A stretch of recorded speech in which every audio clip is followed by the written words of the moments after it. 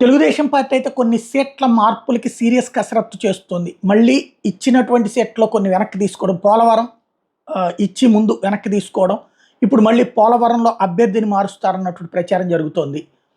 రెండో వైపునొచ్చేటప్పటికి ఈ మిగతా నియోజకవర్గాల పరంగా గూడా చూసుకుంటే తిరుపతి ఎమ్మెల్యే క్యాండిడేట్‌ని, జనసేన క్యాండిడేట్‌ని మార్చడం, తెలుగుదేశం తీసుకొని జనసేనకి వేరేది ఇవ్వడం లాంటివి జరుగుతాయి అన్నటువంటి ప్రచారం జరుగుతుంది. ఇది కేవలం ప్రచారం మాత్రమే. కాకపోతే 8 అసెంబ్లీ స్థానాలకు సంబంధించి ఉదయగిరి కావచ్చు, తిరుపతి కావచ్చు, పోలవరం కావచ్చు, ఇట్లాంటి చోట్లన మొత్తం 10 స్థానాలు అనుకున్నారు. 8 దాకా ఆల్రెడీ ఫైనలైజ్ చేసి వాటి మీద గుంటూరు 2 ఇట్లాంటి సీట్లలో, ఎందుకంటే అక్కడ యాక్టివ్‌గా ప్రచారం జరగట్లేదు అక్కడ.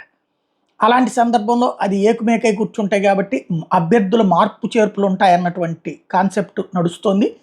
చంద్రబాబు గారు దాని మీద ఎలాంటి స్పష్టత ఇవ్వట్లేదు. పార్టీ కూడా ఏం స్పష్టత ఇవ్వట్లేదు. కొన్ని చోట్ల ఐవీఆర్ఎస్ సర్వేలు జరుగుతున్నాయి. కాబట్టి ఏం జరుగుతుందో చూడాలి.